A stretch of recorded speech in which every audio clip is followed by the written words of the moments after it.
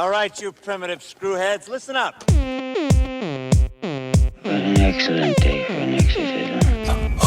There is no shortage of monsters to haunt our dreams. You got red on you. They're coming to get you, Barbara. Alive! It's alive! Groovy. Hey everyone, and welcome to another episode of Oh the Horror. I'm your host Rob Holmes, and I am joined once again by my buddy Jeremy Johnson, and we are talking about the 2018 Indonesian action film, The Night Comes for Us. The Night Comes for Us. First off, so happy to be back. Thank you for being back too, man. I know that I had talked about this online, being like, I know it's an action film, but it plays like a horror. And then you watched it immediately, commented to me, and I was like, let's do an episode. So here we are. Yeah, it's like I was just like, it's like, you're right. This is totally a movie you should do. It's like, just watch this, completely insane, and not. It's like it didn't even take half an hour. You're like, are you free right now? Yeah. It's one of those movies that you don't really expect. You expect an action film, right? So this is directed by Timo Tjahjanto. I'm really bad at pronouncing names. I actually looked it up. I did look this up. Yeah. It's Sean. It's Tjahjanto. Oh, cool. Yeah, it's a CH sound with the T and the J there. Okay. Yeah, I actually looked at, I like nerded out for a second. I was like, I'm going to figure this out because I don't want to butcher the man's name the entire time. Well, I did butcher it. So yeah, I think it's Tjahjanto. Tjahjanto, great. Well, he is part of the Mo brothers, and directed Macabre and the ABCs of Death segment L is for Libido, which is insane. Insane. Absolutely honestly, insane. Probably, I want to say that's definitely stands out as one of the segments that completely like shocked me. I knew I would see some really cool stuff and a lot of... I knew I'd see some weird shit, but this was a whole new level, dude. This was some stuff that I'm watching and I'm like, this got graphic very quickly. I'm gonna be honest with you though. Like, seeing his other films and knowing his catalog, like I'm not surprised. When I saw it, I was not familiar. Like I had to like go back and look up this guy and seeing what he's done since then and before. It's like Well, it's expected expected now, but like especially like thinking about The Night Comes for Us. Yeah, totally. It's like, okay, that's just this guy. So what Jeremy's trying to say is that this guy is batshit crazy in the best way possible because VHS 2. Safe Haven, if you've seen that segment, you don't even have to watch VHS 2. All you need to do is watch that segment. It's co-directed by him and Gareth Evans, the director of The Raid, and it is so fast-paced and so just... It's about filmmakers who go and find this cult, and they're kind of doing this news story. And then it's kind of this end of the world segment. It's batshit crazy. It's awesome. I don't really want to spoil too much because you really need to see that one. That again, yeah. That just like this movie, we can talk about it all we want all day. Oh, it's yeah. something you definitely have to see. Like I love the movie, and Safe Haven. Honestly, thinking about VHS 2 is the segment I think about whenever I think somebody mentions VHS 2. Automatically, Safe Haven is what I think about immediately because it is just out there and it doesn't let you go. Like you're in there. It's it's this film crew and it's this documentary style and it doesn't let you go the entire time. It doesn't let you lose interest. Yeah, I mean it's just also the cinematography. This is something that I want to bring up with this director and Gareth Evans in particular, these type of films, these Indonesian horror films or Indonesian action films, because this is the director of, he also directed Killers, Headshot, May the Devil Take You, May the Devil Take You Chapter 2. So it's very, The Night Comes for Us in particular is extremely violent. Yes. I guess that's the best way to put it. Like this is the when I think Indonesian films, I automatically go to them, and I automatically go to extreme. It's like French New Wave extremism with the whole Alex Aja thing. Now I look at directors like this guy and Gareth Evans, and I'm like, oh, this is a whole new level. This is action turned into horror. This is elevating the hard-boiled John Woo style of filmmaking, where it was more gun-based, and saying, yeah, guns exist, but check out what we can do with knives and blunt check out what we can do with objects. everything except for guns. I mean, they use guns too, but No, they use guns, but it's like that is not the weapon of choice of anybody in this movie. it's effective to a point, but at the same time, like when they get into the hand-to-hand stuff, That's exactly where this movie lives, is the close quarters, just how tense an actual, like, I'd say fist fight, but these guys were using absolutely everything. I mean, they were using every bit of their bodies, and then every bit of the environment that they had around them. Oh yeah. Like the entire movie, when we're in these scenes, is one of the most like tense feelings I've had watching a film in a really, really long time. I mean, I watch a lot of horror just like you. I have not seen as much as you, Rob. You're the professional here, but like I've seen enough to not be like exactly surprised by a lot of things. And this movie, like my heart was just like at the front of my chest, like the entire time in every single one of these scenes. Is crazy. So that's the thing about this film, is that it has that same feel as The Raid, except that the tension is ratcheted up even higher. Because, so Iko Uwais is also in this film, but instead of being the one-man army who's going to go in and kind of like save the day that you would have in The Raid, he is kind of our bad guy in a way. And I mean, he is our bad guy in this film, but there's a lot of layers to this movie, so he's not your traditional villain. There's still a little bit of sympathy for him, but instead it's Joe Taslim. And Joe, he was also in The Raid, and he was also one of the cops who was with Iko Uwais' character. And it's just good to see him now in a lead instead of that secondary role. Now he is the main character, and he is awesome. This dude is putting so much emotion on display this entire film, and it's just, it is awesome. He like the intensity he works with this entire time. The down scenes are amazing. It's a simple enough story. Very simple. It's definitely a redemption story where this man who is used to being the guard dog, the guy the higher up send to do this dirty work, and he sees in this little moment, this sliver of a moment, he sees a single life, and he thinks, if I can save just this one life, maybe I can make up for all this other bad that I've done in the past. And that's the story. It's like, save this girl, redeem myself. Doesn't matter what happens to me after that. Yeah, I mean that's it. He's one of the leaders of the 6 C's. They are part of the triad. He is. What's he in charge of exactly? Because it's not really. He's what is it? The weapons and stuff that's coming in that way. Like he's kind of their armament guy. Drugs, black market firearms. Human trafficking is a big one. For them too. Yeah.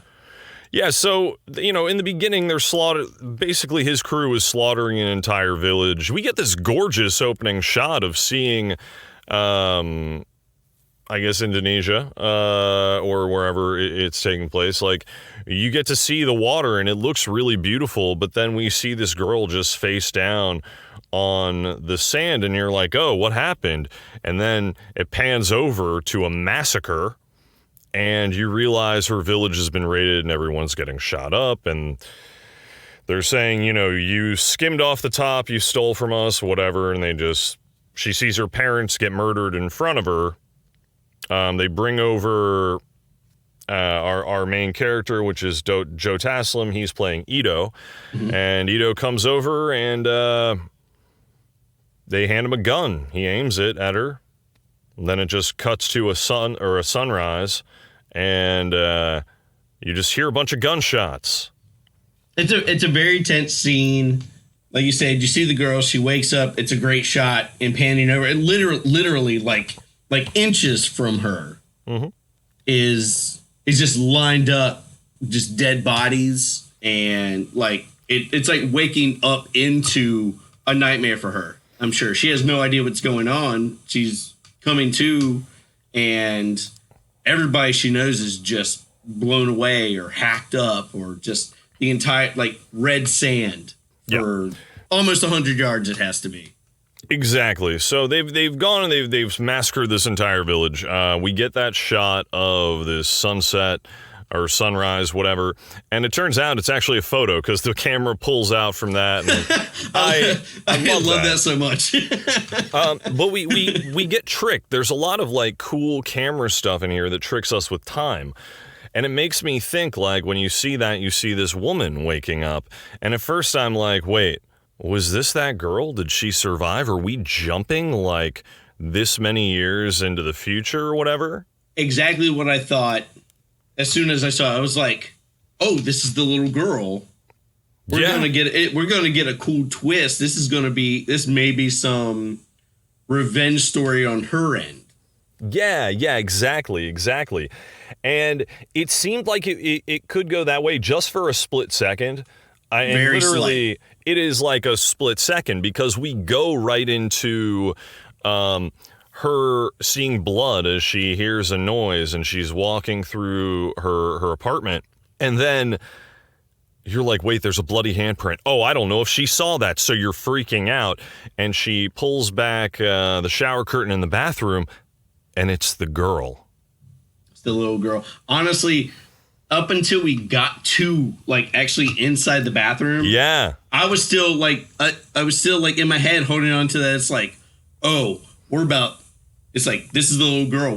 We're about to jump right back into this.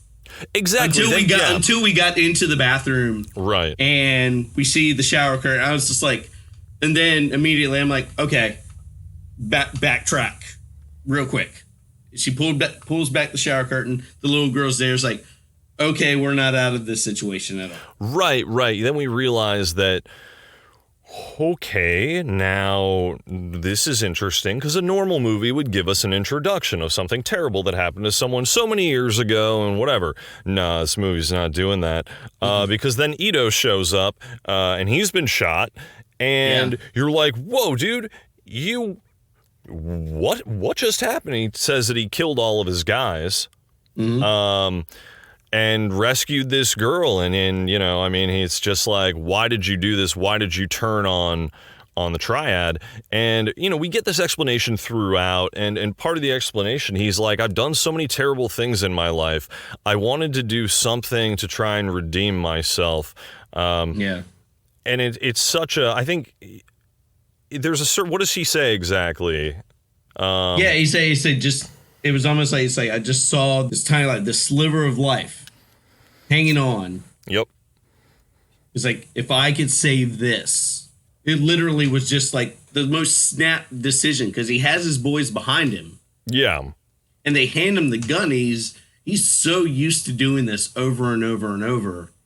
It could have just been a normal day, but in the like slightest of seconds, his mind clicked and said, if I could just do this, maybe I can fix everything else I've done up until this point, and goes for it.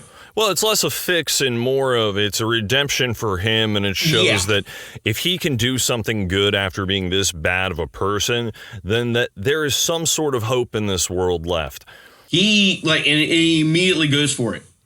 Immediately, yeah. I mean, there's no hesitation, right? Like zero hesitation, and then he's just in it because background with the triads, it's like as soon as you cross them, you're on that black list. Dude, if anybody knows, if anyone knows anything about the triads, it's you don't mess with them ever.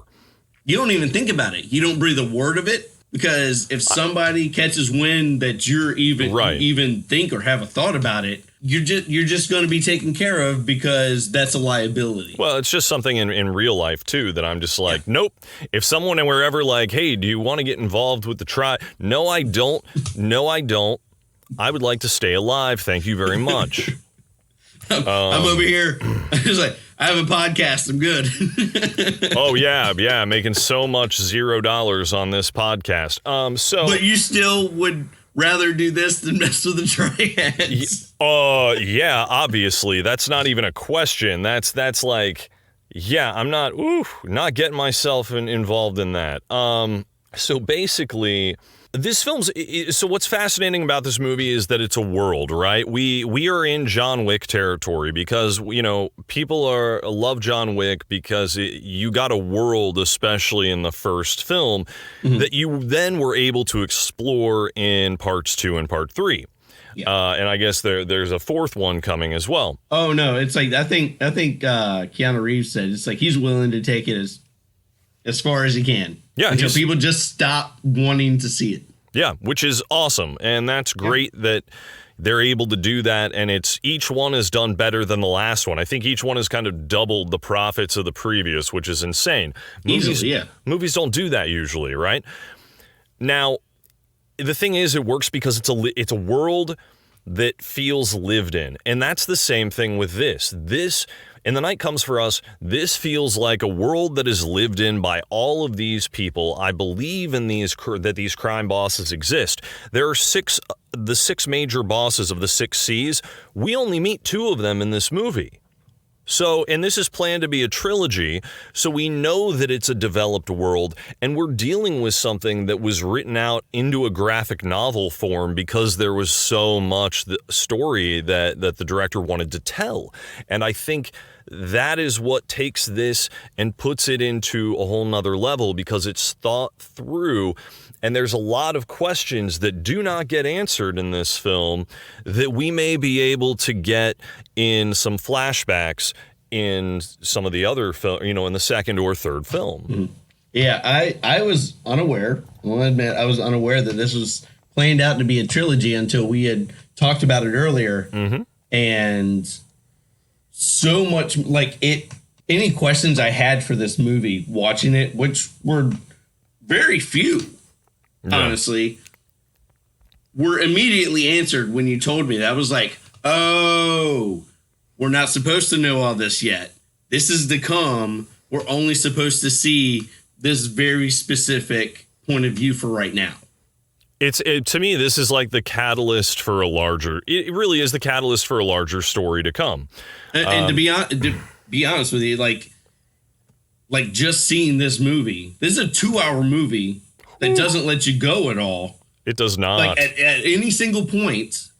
And I can just rolling in the back of my head and thinking about it. It's like there is so much potential in 2 more movies what we're going to see with all of this. Oh, yeah, absolutely. I mean, we have since we only see 2 of the 6 C's, Ito being one of them and Chen Wu being the other. Mm-hmm. Chen Wu is like the money guy, essentially, it seems. And then we see Ito's old crew of people, Aryan, who is Iko Uwais. Mm-hmm. He is running some casinos and nightclubs and stuff like that, and he's getting ready to move up, potentially, after this betrayal of Ito. Now they're saying, hey, you used to run with this guy. If you can rat him out to us, or, we'll help you move up and give you his old spot, and then you can be running the drug trades and stuff. We even have a scene with with Chen Wu on the Yes. on the interstate. Yes. Where he pulls over the car and he talks to him. Even almost breaks a wall here. He's like, doesn't this just all sound like a gangster movie? Yeah, it does, because it's but the way Chen Wu talks, he's so casual and calm in this film. Mm-hmm. He is so low. He's a fucking Galapagos tortoise.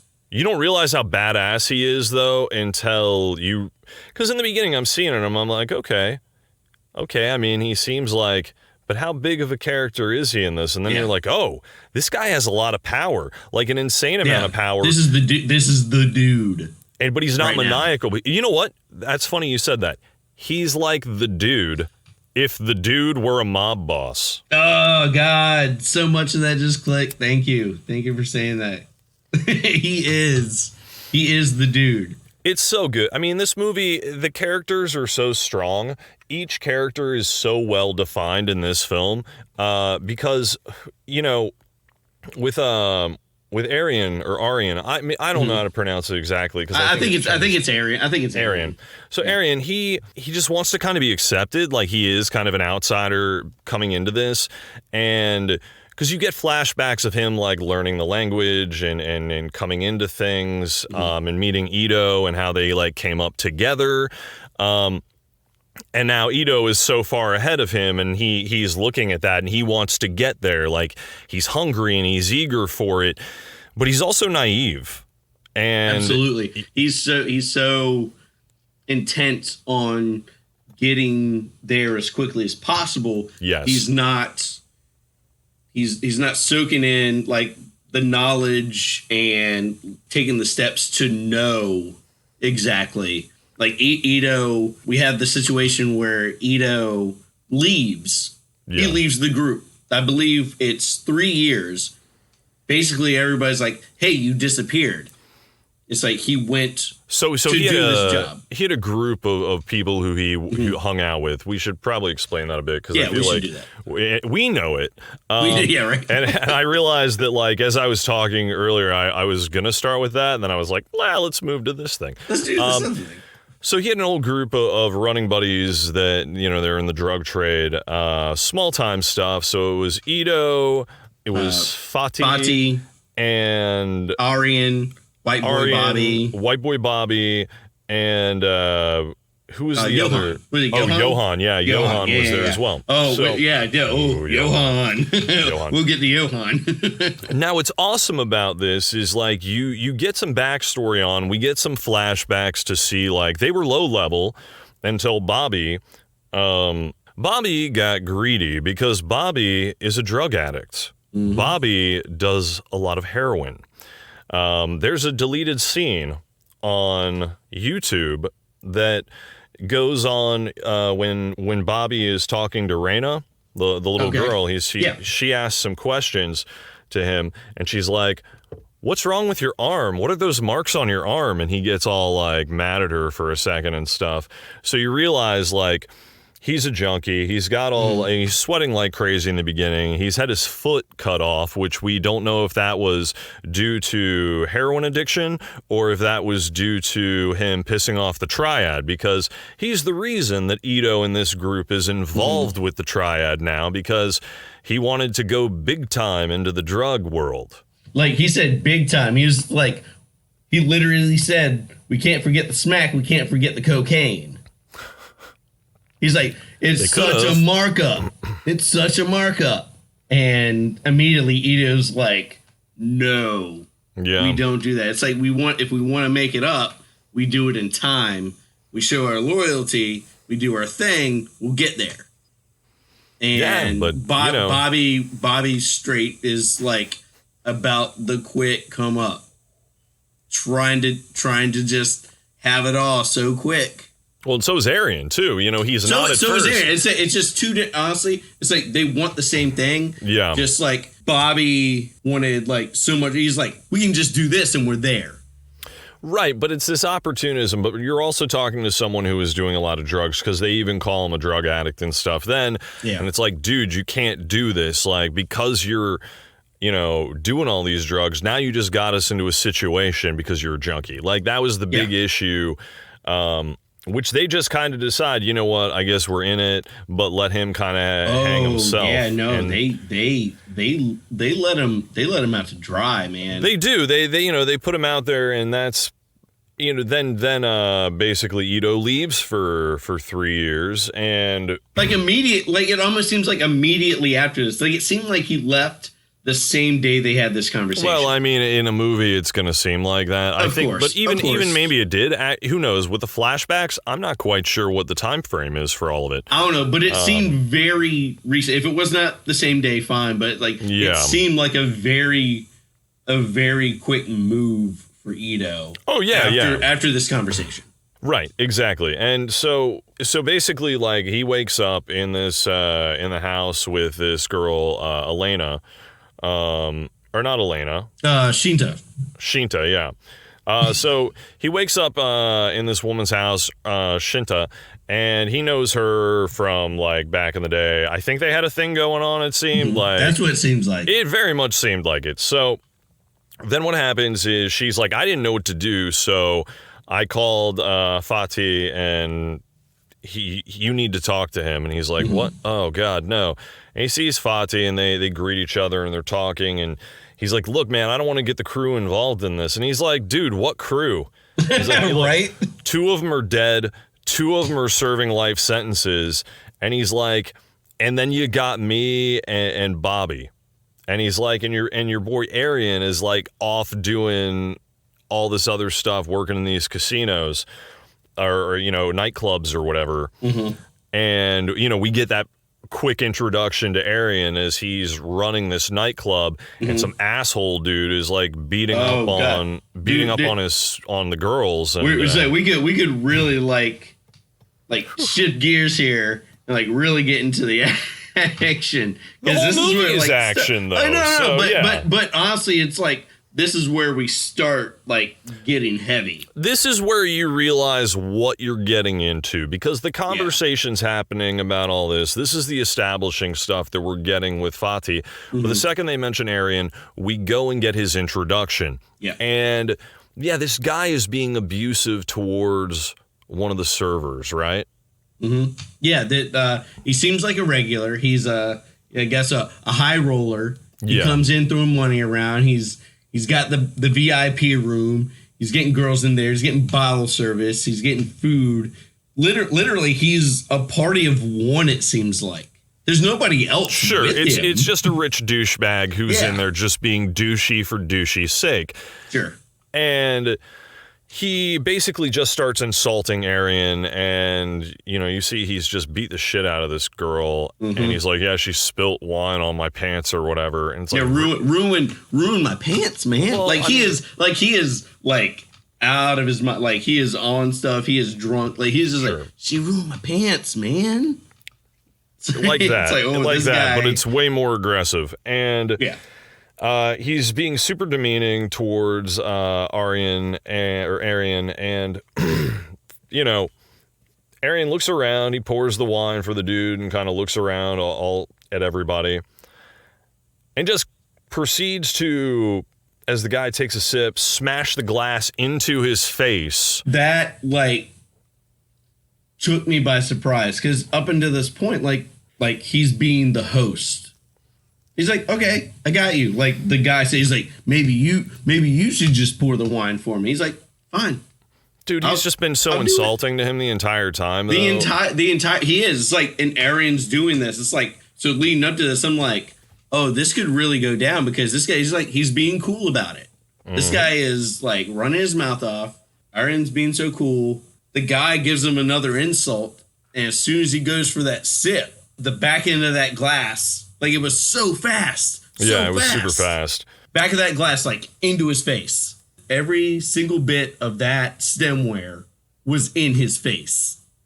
Yeah, so he smashes this glass into his face. He's got glass all in his eyes. And then this dude's, like, bodyguards and shit start to try and fight. Oh, they did not. Like, they tried, but it didn't seem like they were trying so hard. It didn't go well. It didn't go well at all. For any of them. Yeah, he kicks the shit out of him, and at first you're like, oh, he's going to beat him up, but then he starts breaking necks, and you're like, oh, this is what we're getting into now? I think probably, like you mentioned earlier, like, I've been so used to the John Wick scenario. Like, if John Wick has his gun, you're going to die.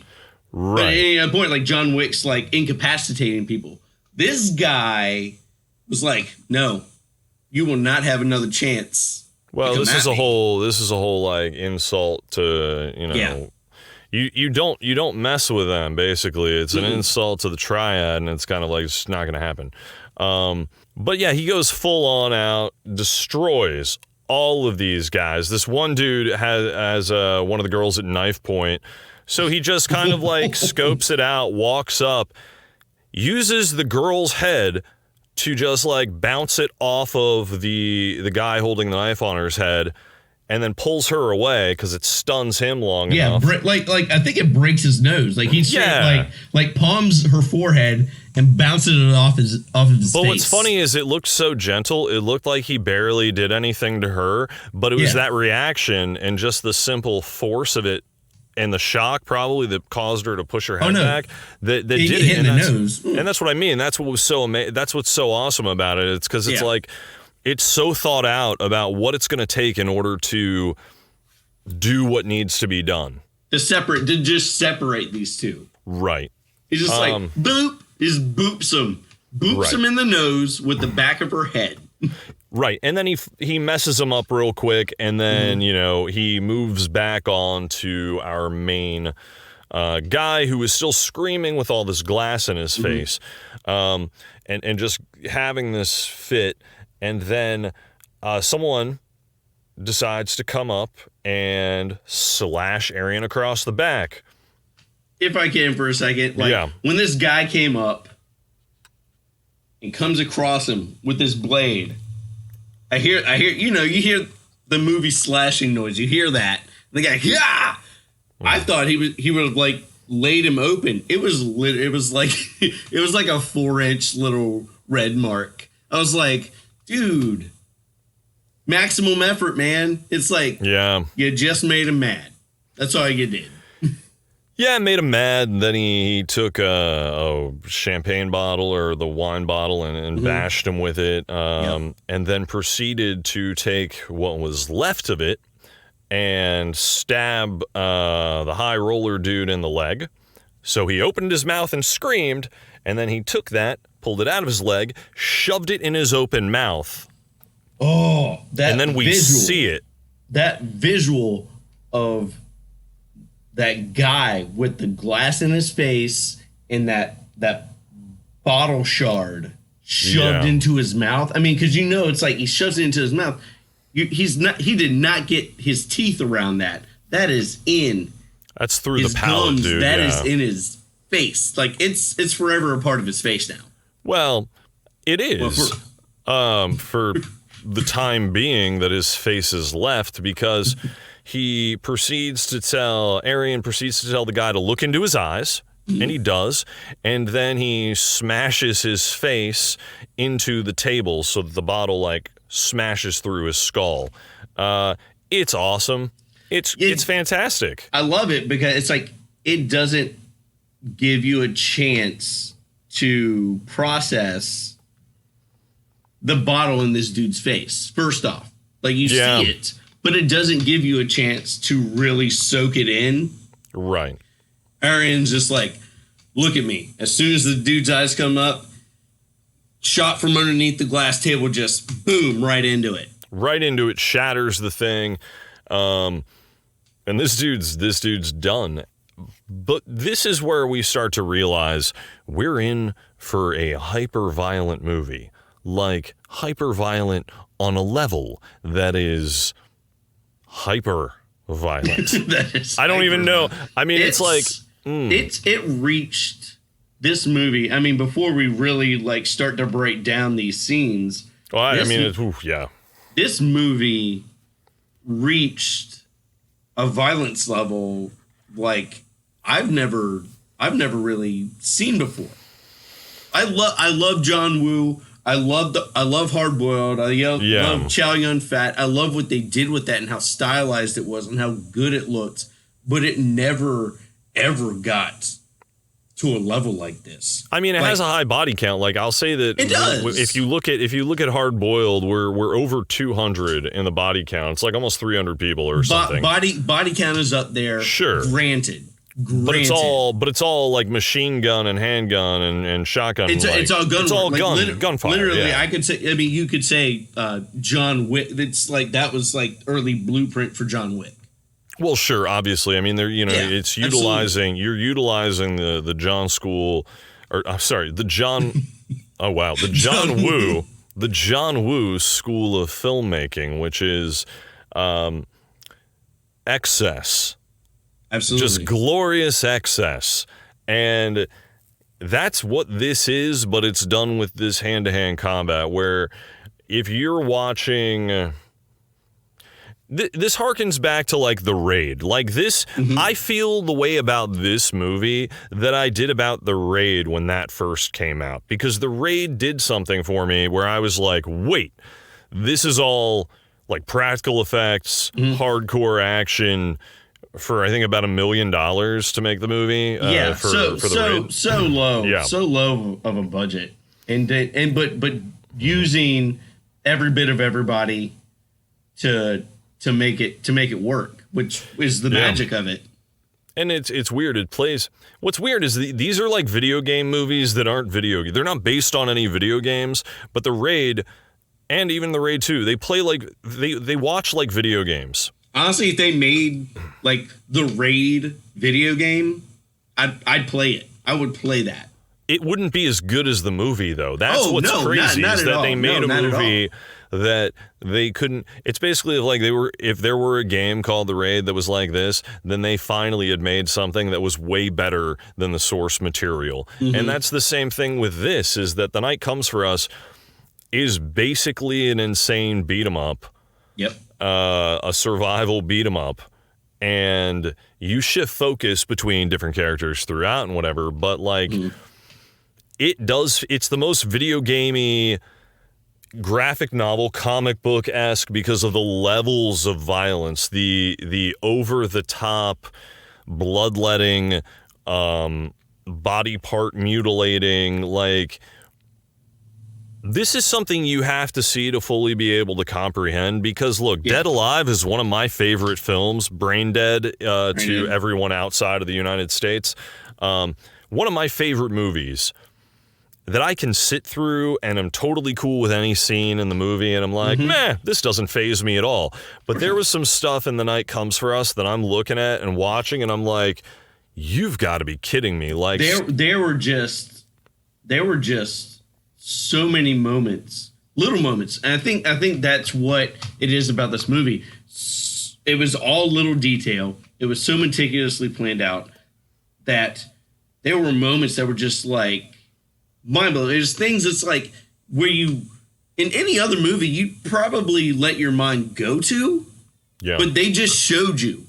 And not just showed you, they stood there and made you watch it.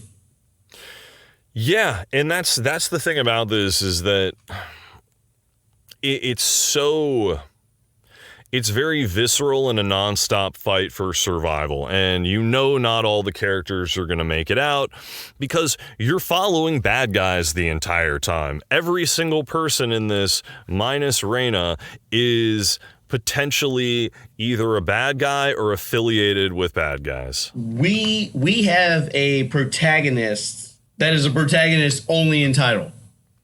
Like, everybody's a bad guy. There's not a single hero in this movie. No.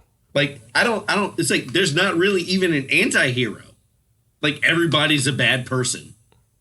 Yeah, I mean, but there's with a redemption arc like this, that's the story. And it's kind of a redemption story. It's trying to redeem himself, but knowing that, like, no matter what he does, in the end, he's going to meet his fate.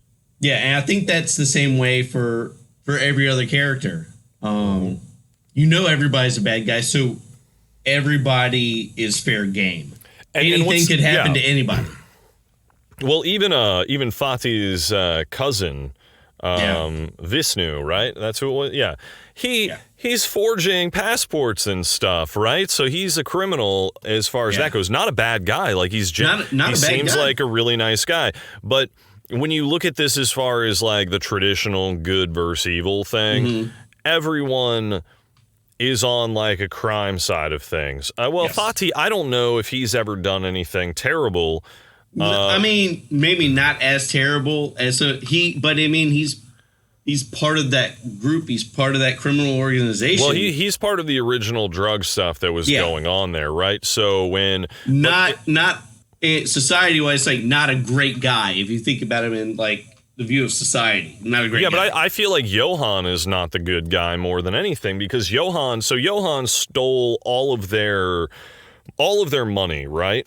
Because we're introduced to Fatih, we're introduced to Bobby. Bobby is the drug addict, but he's also like a badass fighter. Like I thought he was going to get killed off really early, just in the way that they had the movie rolling. Like it seemed to go. He honestly, like, I'm not sure if he's my favorite character, but definitely honorable mention for somebody who, like, a character that completely surprised the crap out of me. I'm gonna be honest. He has some of my favorite fighting moments. Certainly. Physicality wise, like, he puts up numbers. Oh, absolutely. So basically, Chen Wu has called Arian and said, like, hey, so I need info on Ito, and, I'll give you all this stuff.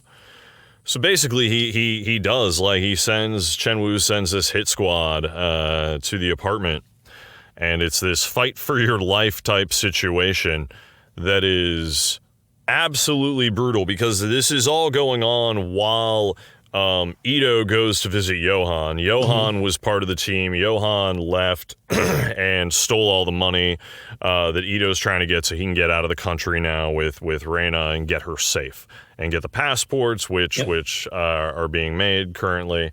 And their whole reason for being together in the apartment is like, this is the safe house. This is where we need to be. Let's just get us out of here before shit goes down. And he's like, I'm going to go to Johan. I'm going to get what I need from him, the money, and we're good to go.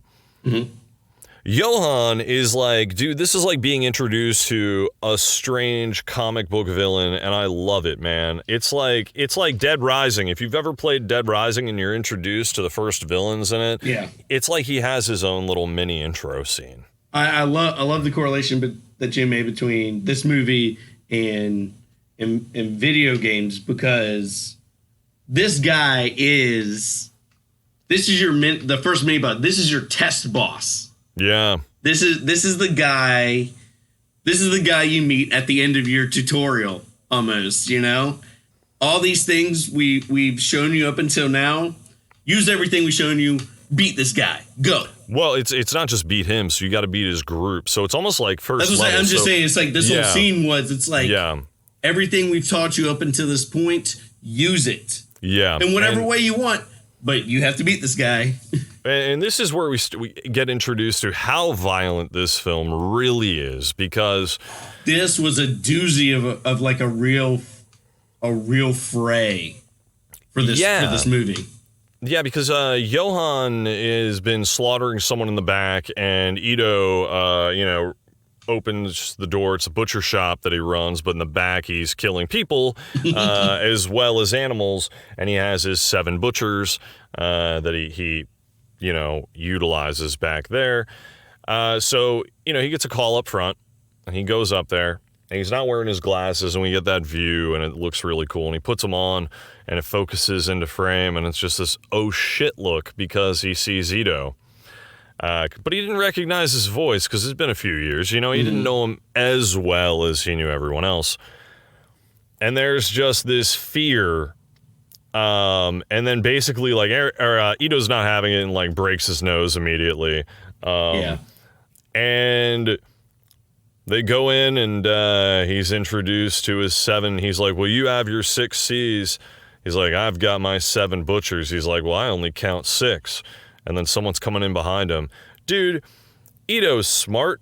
Ito knows what's going on. Ito doesn't panic. You know what he does? He turns around and shoots that dude in the head before he even has a chance to get close. The tamest kill, the tamest takedown of the entire fray. Oh, easily. He shoots a dude in the face. It was surprising. Mm-hmm. It was surprising, for sure. Like, you don't know how this go down. You see this guy creeping up. It doesn't seem like Ito knows. And immediately, Ito just, like, whips around, blow. Yeah. And then it's on. Then it's on. Then it's on. Because then it is on. we've got a guy who gets his face kind of slit open on both of his sides.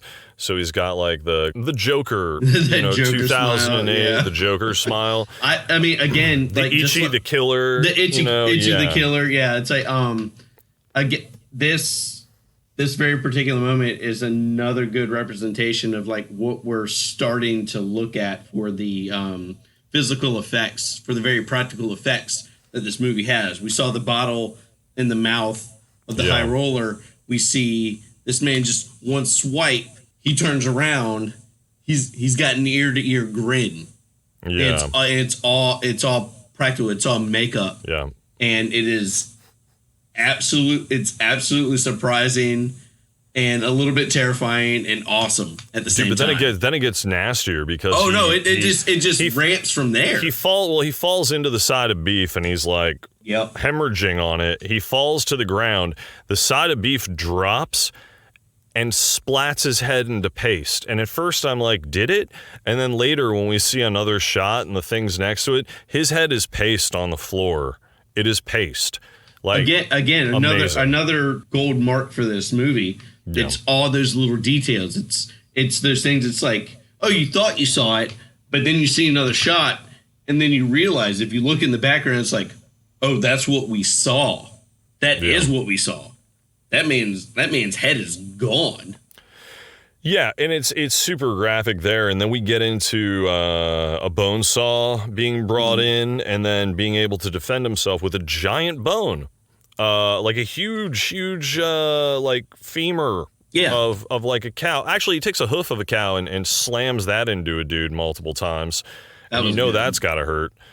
But then he's fighting back. The guy's trying to saw him in half, but he ends up using the bone. He's cutting into the bone because it's, a bone saw. It's meant to cut bone. Sure. It sets it up so perfectly. So you get that very surprising. He kicks the guy off him. Yeah. And the bone saw, like, he's tangled up with two guys. Yeah. One guy's on his back. One guy's on his front. Yeah. The guy starts sawing into that bone that he's defending himself with, kicks him off him.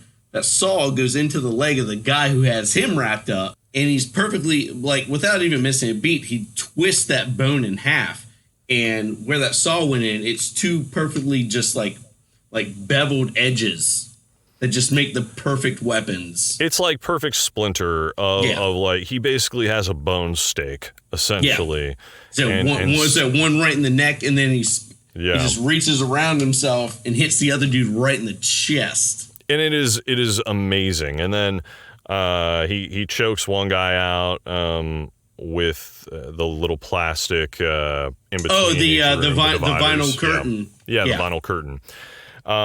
And I think he takes out another guy another way too, because there's a bunch of them.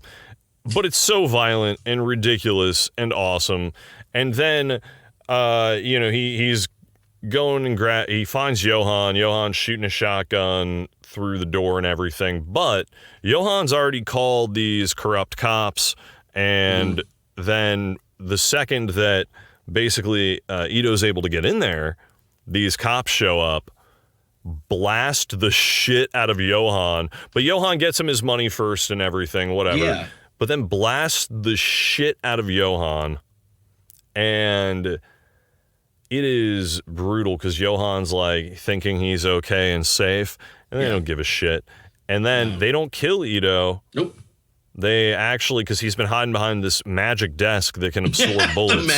The magic desk. It's like made of oak, like double panel oak or something. It's like just absorbing like these shots. What's going on here? That's like a sequoia carved down into a desk. Just rich mahogany. Yeah. Just eating it up. It was insane. And so then he gets taken captive as we now go back to the apartment that, like, Bobby... I gotta tell you, the back and forth cutscenes, because it's like we're cutting from scene to scene in these very tense moments. Like, it's super tense moment, and immediately cuts you out, but takes you to another tense moment. It's like Quentin Tarantino, right? But it doesn't take you to more like exposition and dialogue. It takes you to another bloodbath. That then has a tense moment. That then, from the previous tense moment, we cut back to then have that inevitable bloodbath, and so on and so forth as we go through this movie. It's great, dude. Like, it's one of the best things I've ever seen ever. Because the plot's so simple, and that's what's great about it. When you look at the double crosses that could have happened in this movie of people screwing each other over, Bobby could have done it at any point. Point at all. Fatih could have done it at any point. Neither of them do. Even Fatih's cousin, honestly, could have and doesn't. Like, they stick through to try and make sure this girl stays safe no matter what. And that is what makes this stand out for me, because it's like they knew who they could trust. And then even Ito tries to, or not Ito, but Arian tries to, like, help out at one point. He had second thoughts about certain things he was doing in the middle of this movie. Yeah. And tries to help his former friends. Dude, they push him away the entire time, though, and it makes sense on why he finally turns, is because every time he tries to help, Fatih is like, pushes him away and tells him, like, get out of here. He even shoots a gun next to his head. Yep. And it makes it seem like he killed him, but it was off screen, so every kill is pretty much on screen in this. Right. And I'm like, that's not how you take down Iko Uwais. Like, that's ridiculous. This isn't gonna work. This isn't good. And then you see him later, but you have all these triad henchmen pretty much invade the apartment building. Now, they've gotten Shinta out of there because Bobby took her down and then saw all these people were coming in. Bobby could have left at this point, too. I loved that move. So good. Didn't even see it coming. Like, they were in the elevator together. Like, it's like they got to the bottom floor. Two of the henchmen roll in. He's just like, again, another snap decision, just off the hip move. Just get out of here. We're done. Don't even come back. I'm through with you. Talking to Shinta and covers it up.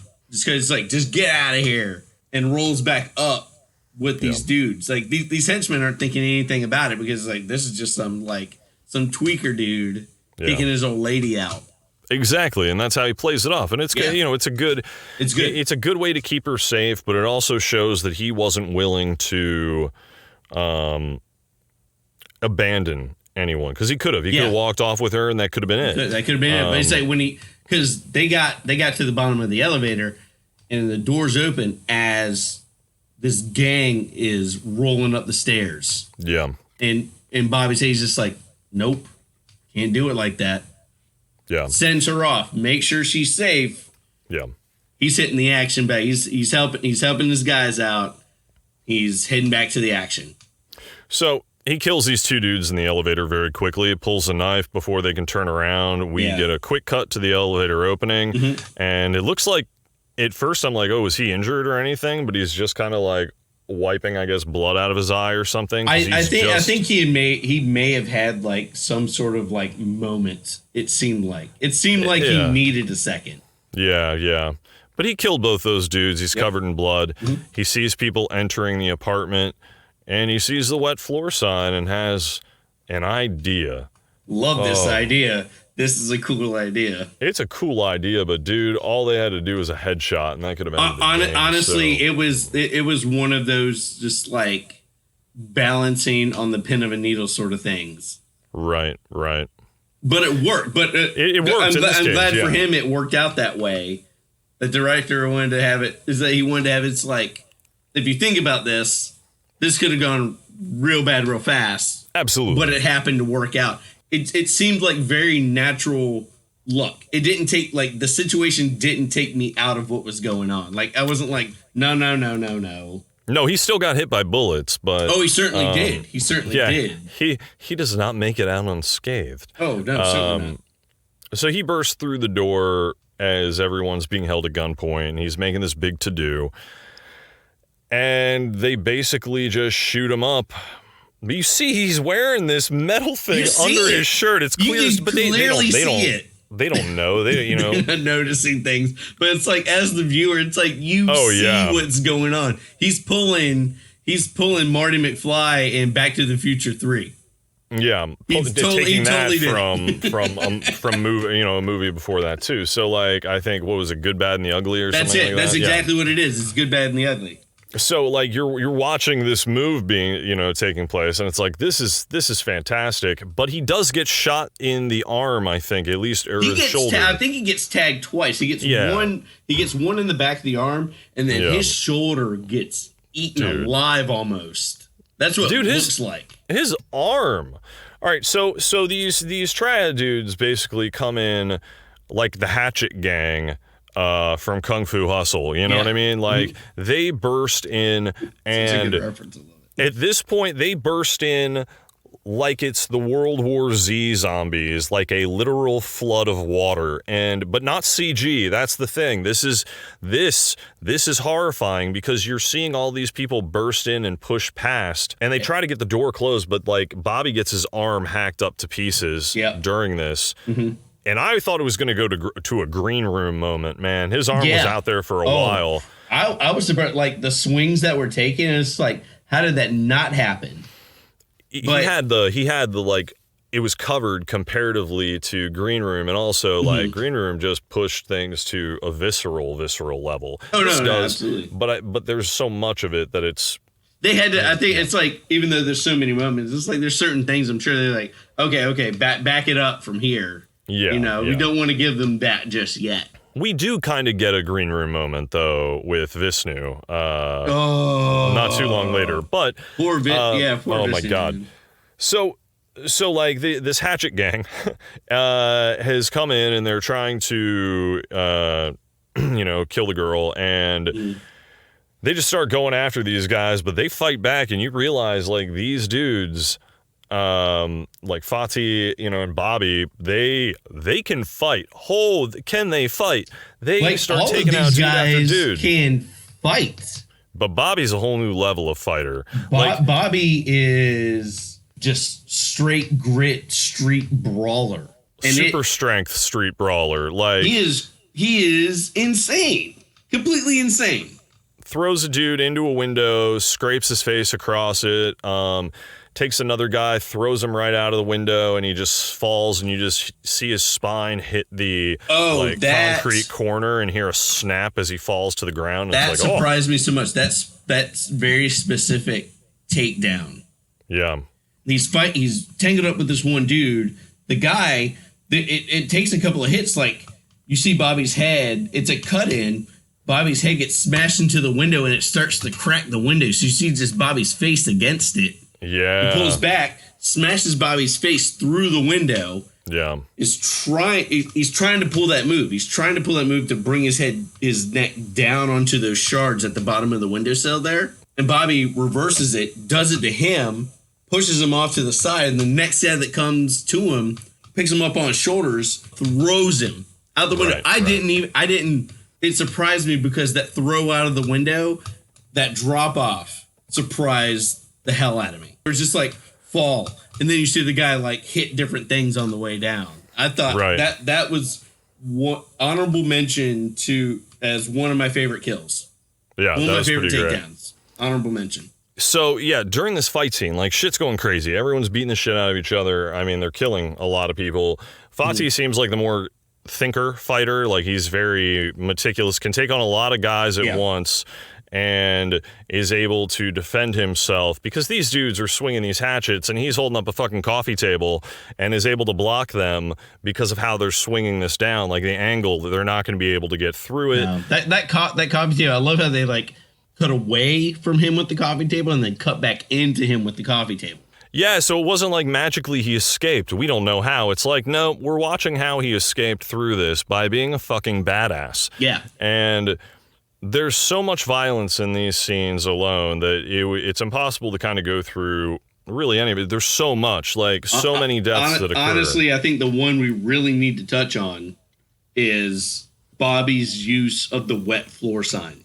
Aside from absorbing the bullets. Yeah. What happens, Rob? Bobby's mad because he was shot with that. So he pulls the wet floor sign out and he knocks down that gunman who shot him, and he hits him in the face with this a few times. And you hear it crack the dude's head pretty hard. This thing's heavy metal. I mean, it absorbed bullets, right, without going through. Yeah, it's a metal. It's like an old school, like very thick, like plate metal sign. Plate metal, that's exactly.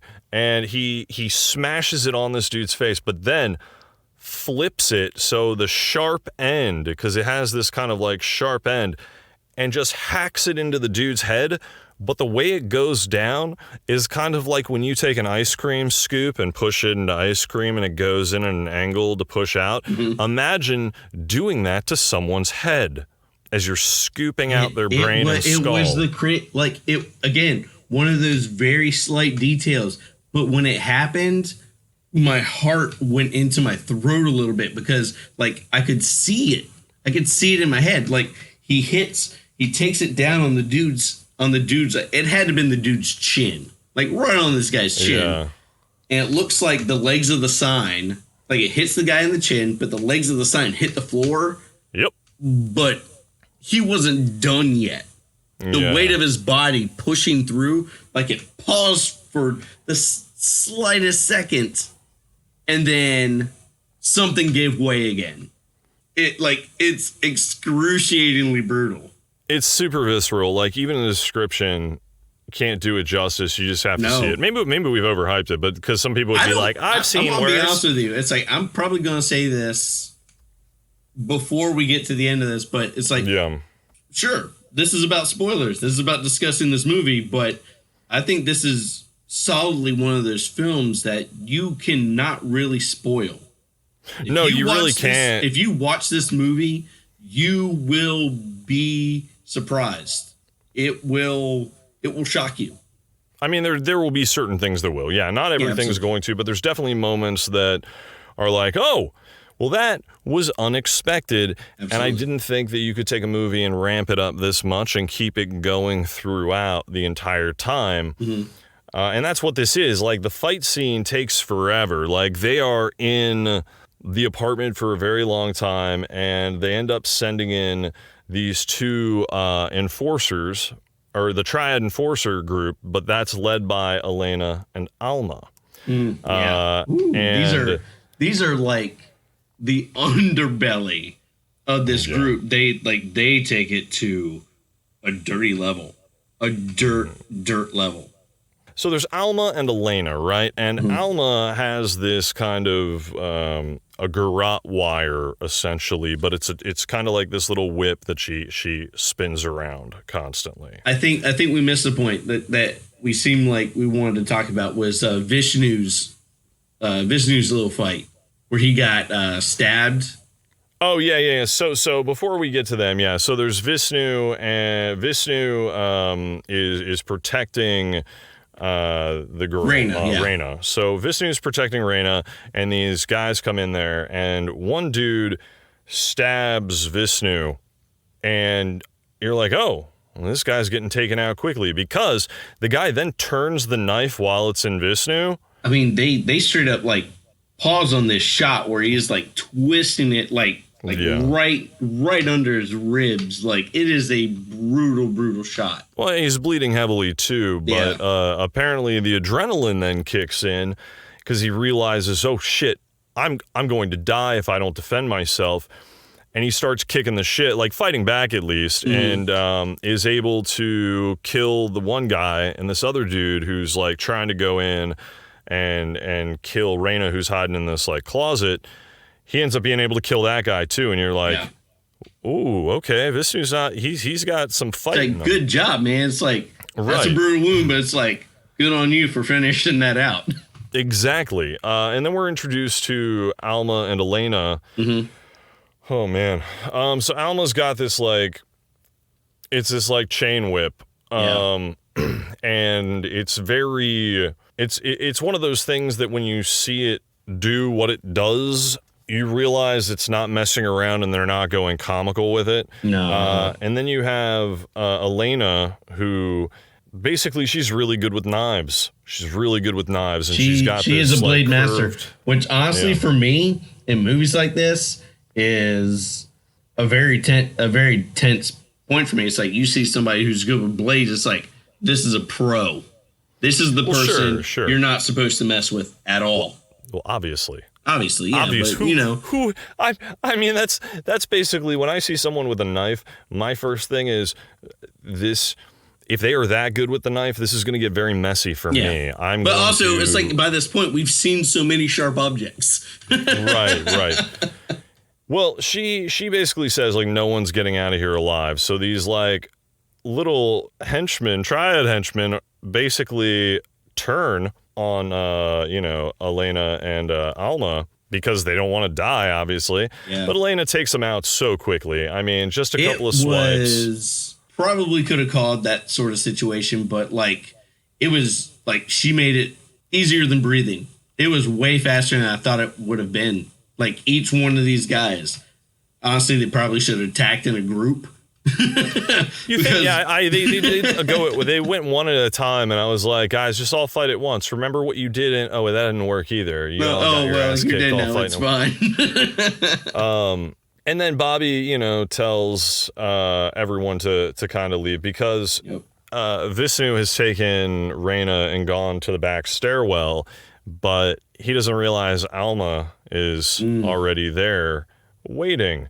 And, we cut over to them, and he's trying to fight back against Alma, and she whips this thing around Vishnu's wrist, and you're like, oh no. And then she pulls it. And at first, I'm thinking to myself, are we going Johnny Mnemonic here with the laser whip on Udo Kier? Yes.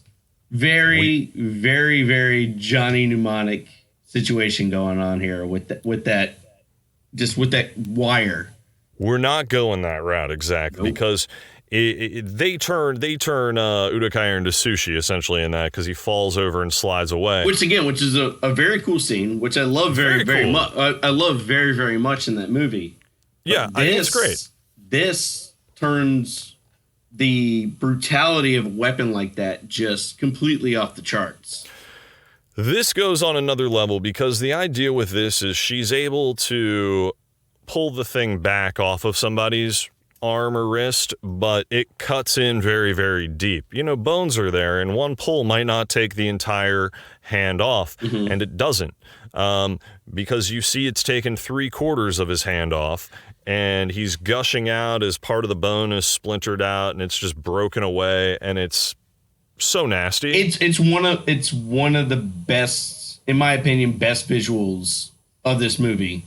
To see his arm just like, and the way they did it looks like his hand is hanging off of like a weird angle, but you just see the layers of everything right down to the bone, and it happens so instantaneously. Again, it's one of those moments you don't get to really like process or like imagine what's going to happen. It's just happening. Yeah, and that's something with this film that just it ramps up the brutality throughout, and then she quickly is able to get that thing around his neck. Ooh. And we know how that's going to go. Yeah, absolutely. Not well. And at that, we cut back, I think, to Bobby having this fight with Elena, and that doesn't go well either. No. Bobby seems like he might be able to get something in there. He was almost there, honestly. Even after she got him with that curved it's like a curved machete, curved knife blade. Yeah. He muscled down and was like, "Oh, you got to get closer," and like pulled himself into it. I was like, "Oh, this guy's about to do something crazy." But then she takes that little pocket, just like that little fist knife, and gets him. It was just like, she gets him in the head with that, and then he's done at that point. But it takes her a while to get the knife out of him. Like he's stubborn enough. He was holding on. Yeah, like that's she had the thing. to like unwrap his fingers from her arm. Well, I think his idea was, I'm pulling this thing all the way in me. It's my knife now. Yeah, right. Like, it's mine. If you want, you don't have to take it back. Well, and that's the thing. It was also, I think, get her in close enough that the knife is now in him and he's holding that thing so she can't get it back for a while. But then at the same time, potentially being able to try and stab her to take her out too. So if he dies, at least she, well, whatever, you know, it does. I mean, what's he going to do? He's already been stabbed through heavily with a knife and slashed multiple he's done. times. So it doesn't matter. He's like, I'm just going to try to do something. So he's done. And it sucks because like having that happen with Bobby, it's that final moment and you see this look of shock in Bobby's eyes. And then Fatih is like, no, he knows what's happened with that final blow, that it's like the death blow. They have to get away from it. You know, he still has to get away. So Fatih is run down. And then he sees that his cousin is bleeding out all over the floor, and Elena's there, or Alma's there, and Alma's laughing. brutal because she is straight like, dude, she's cackling evil. At this destruction. Yeah, she doesn't care about any of this. Like nothing, none of this really phases her. And then right as she's about to take out Fatih and then kill Reina, Arian appears and stops her and wraps his coat around her head, kicks her through a door, and knocks her out. Oh God, that was like, yeah, his front kicks were brutal. so like amazing. Like just the visual on those, and I think it was probably like the camera angle on that too, because right when they did almost like an overhead like inverted shot on that. Yeah, so it was almost dizzying a little bit, but you knew what happened.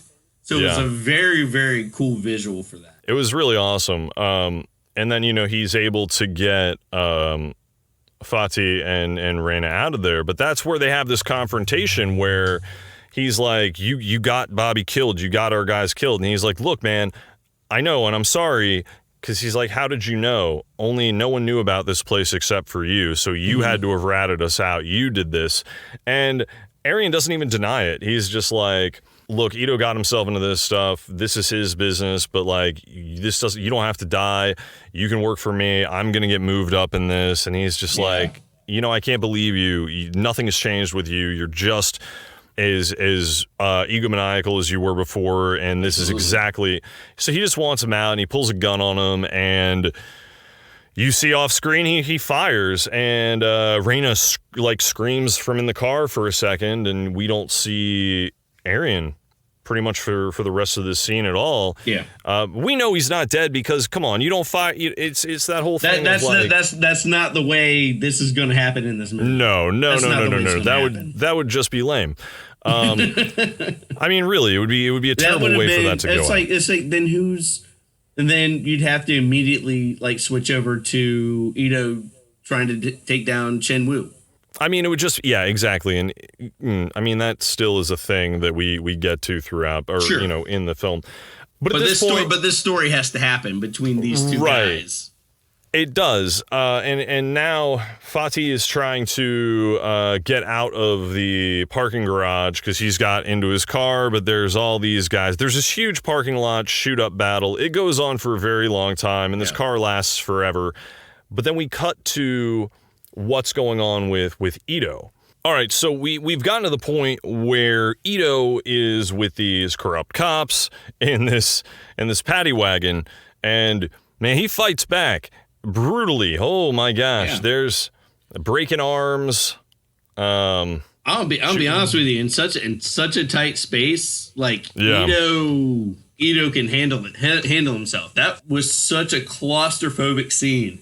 Yeah, I mean, it was I've seen stuff like this before, but the way that they were pushed up so tightly at one point where one guy, he's able to get the guy's machine gun aimed at another dude's head and then use the stun baton to stun him, causing him to pull the trigger.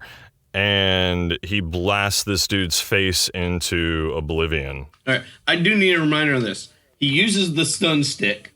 Did he hit him? Did he hit him like in the body, or did he hit him up in the jaw area? He got him in the neck, but that's still your nerves. No, it's like he tensed up. He tensed up, and then he basically just shot the dude's face into oblivion, which was a magical visual, because it's like when it fires off, you see it straight down the barrel from the shooter's POV, and then it flips around to the back of the guy's head as it's being shot, and you just see the silhouette just wear away with each shot. It just gets blasted, and then this guy is fighting Ito. Ito pulls the pin on his grenade that's on the front of the dude's vest, and basically they're basically smashed up into the van, where Ito's back is against the back of the van, and this dude's back is bashed into Ito's front. Ito pulls the pin, and then takes his feet and just hurls him all the way across the van. The leg strength on this man is ridiculous. Dude, they're all like, look, any of these main people are like fucking superheroes, you know what I mean? It's like at this point, they are adrenaline-fueled superheroes. It's so good, though, because he kicks the dude into the wall. The grenade blows up. This dude's a human shield, and he just launches back. Ito just kind of like ducks down, and then that body kind of lands on him. So he gets essentially sheltered by the body that has just been blasted towards him. But that's like all he gets sheltered by. That was the part that shocked me. Was it's like he kicks this guy off him. The grenade goes off between the body and the wall. Okay, I get that. But we slow time down a little bit, and you see Ito cover himself with one arm. Yeah, but he's also so low to the ground. Like, he's on the floor. This dude's I'm just saying, pressed up against the wall. I am surprised it did not do more damage to Ito. Again, superhero status for this movie. Cool. I mean, yeah, when you look at what happens to these people and how much dude, the guy's been shot right off the bat, right? Like when he turned on his dude, he got shot by one of his own guys, and he has this bullet wound that he's had the entire movie. Yep. That's basically caused him to pass out in the beginning, and now he's able to make it through. Yeah, as soon as he woke up in that bathroom, he was fine. That's like that bullet wound wasn't even there practically. I'm okay with this suspension of disbelief. I'm 100% okay with it. I am. Yes, suspension of disbelief. Yeah. It's like I am totally down for whatever anybody is going through in this movie. Exactly. Basically, at this point, we cut back because Ito just gets out and escapes, and we cut back over to the parking garage where Fatih is trying to get Raina out of there, and there is just. Dudes are shooting up the car. Luckily, these are reinforced cars, because they're all criminals, so they have these reinforced cars, reinforced windshields, everything, and it's getting bad. Like, I mean, some bullets are going through. It's causing a lot of damage. Like, Fatih gets shot a few times during this. He gets hit, but is able to crash the car into a dude who's shooting at him, and then that guy could have just shot him because he's still, even though he was crushed, still had his hand on his gun, his machine gun. But like Fatih thinking, even though he's just crashed the car, pulls the gun, shoots the dude in the head, and then that dude aims like he ends up shooting to the side, not hitting Raina, luckily. And then even Raina has a little switchblade and stabs a dude in the eye repeatedly when a guy tries to climb in through the back. Get that?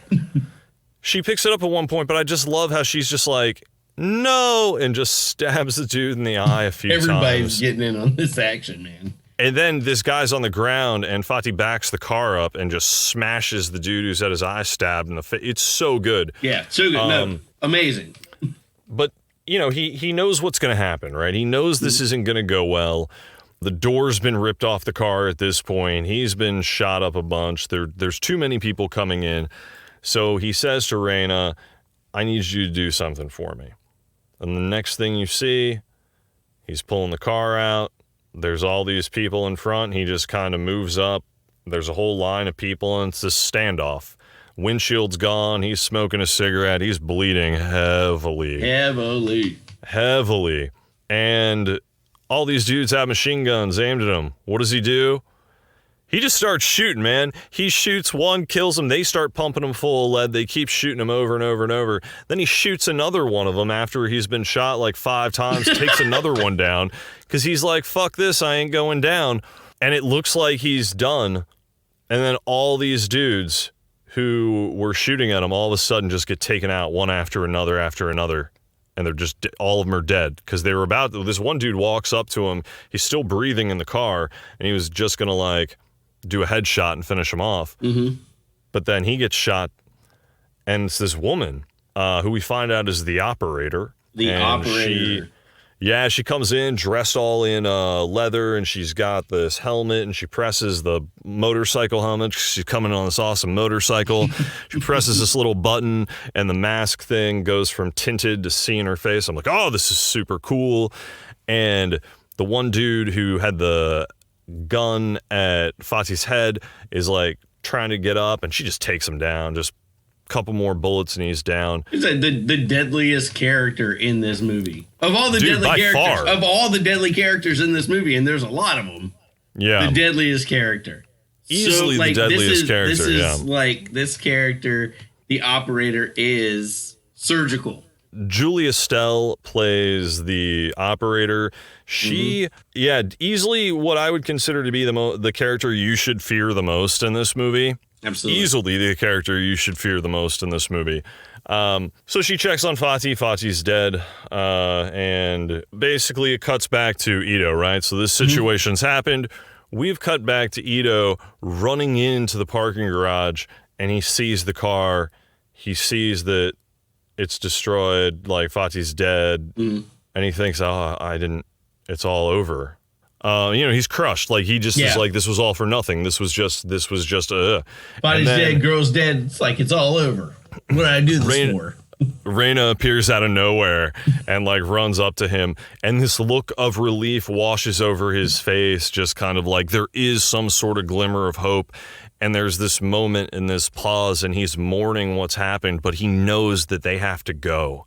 Yeah. And he picks her up and he just picks her up. Immediately, he goes from complete nothingness. Like this is definitely like one of the more like emotional scenes. He goes from like complete nothingness, thinking that it's over, she's dead, he can't do anything else, to immediately 180 degrees purpose driven again. Basically, like at this point, they've gone on to a different apartment. I forget whose place they're at this point. The operator ends up finding them, fights Ito. Yeah, I don't think we ever learned like whose apartment that is. Yeah, I'm not sure. It could have been his, but holy shit, dude. Her fight with Ito, she straight up tries to kill him multiple times. I mean, really is trying to kill him. No, she straight up, like, if she wanted to stop, she would have killed him. She straight want the shit out of him. Dude, she could have at one point and then stops, like, well, she only stops for one reason.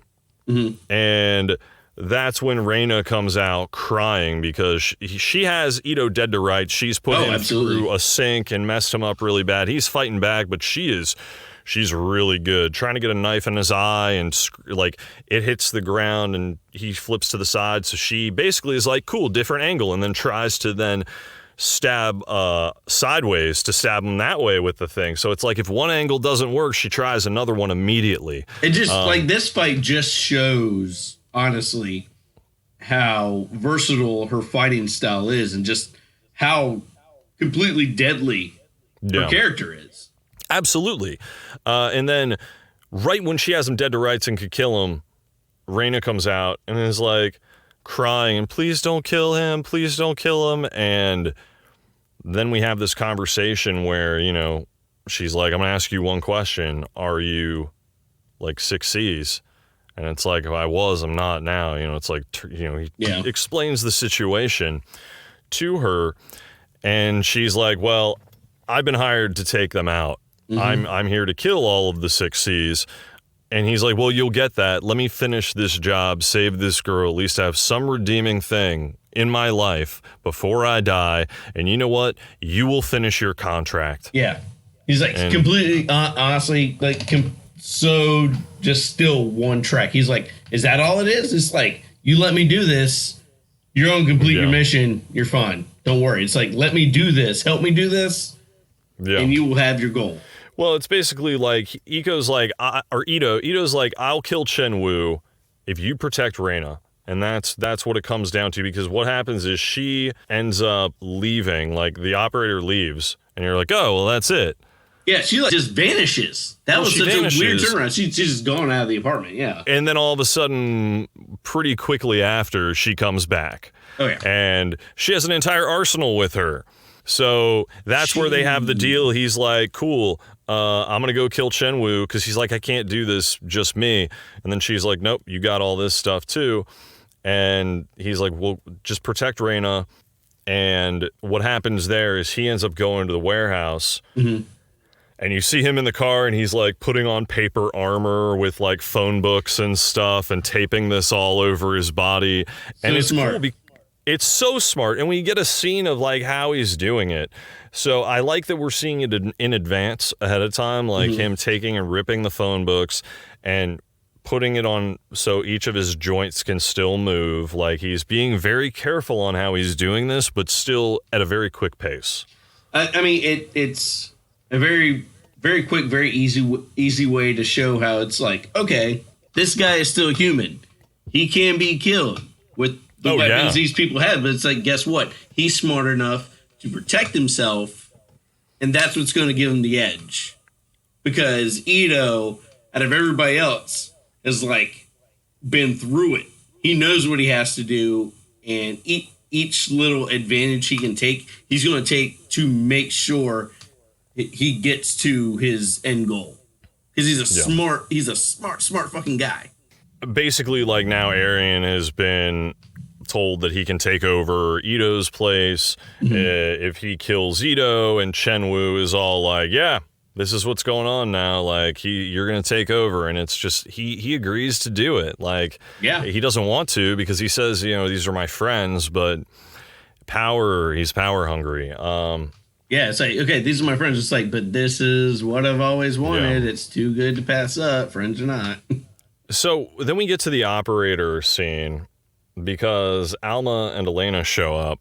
This I want to say is the brutalist of the fights we see in this movie. I think this is, considering that it is a trilogy and where it's going, this is what we want to like concentrate on. This is the fight we really want to see. This is top tier, and it's involving three very skilled assassins using their weapons of choice and watching how each one is able to. I mean, so basically, what happens? We have who's almost starting it out with her chain whip and going after the operator, but the operator has her little sword and basically like catches the chain, wraps it around there so it's held between, and they have this back and forth tug of war, almost push of war, really, of trying to like, she's trying to get the blade in her, and the other almost trying to push it away. Yeah, push it away. It's this is like, again, top tier fight, like very as tense as it gets. Like at any moment, like any one of these fighters could like flick a wrist. Well, it gets tenser in a second, because it's just the two of them at first until Elena decides that she's going to join the fight. And with her blade, now it's three of them. And there is a moment where the three of them are fighting, and the blade, the operator's blade is still trapped in Alma's wire or chain, and they're moving back and forth. Yep. And Elena is fighting around to try and fight them, but she's able to block. Like, it's such a cool fight scene. But choreography in this movie, I mean, I've never. It's like it's hard to really remember, but just because this movie is so fresh in my mind, it's hard to really remember seeing something this complex and precise and practice and just like so clean. Yes. That is something, the camera work is very clean. The editing is clean. You can always see what's happening. They don't Michael Bay it. No, not at all. the thing that got me was the one time where you see Elena's eyes get wide is when the operator thrusts the blade forward and it gets probably 2 inches away from hitting Elena in the face, but Alma's been able to like push back on her chain in order to prevent it. And the operator's not sure what to do at first because this is tough. It seems very evenly matched. Yeah. So she just takes the chain off of her blade and throws it around the air conditioner so it latches, and then decides to immediately throw it out the window. Now remember, this thing is attached to Alma. She keeps it attached to her. Yeah. So now something's gone out of the window very, very quickly.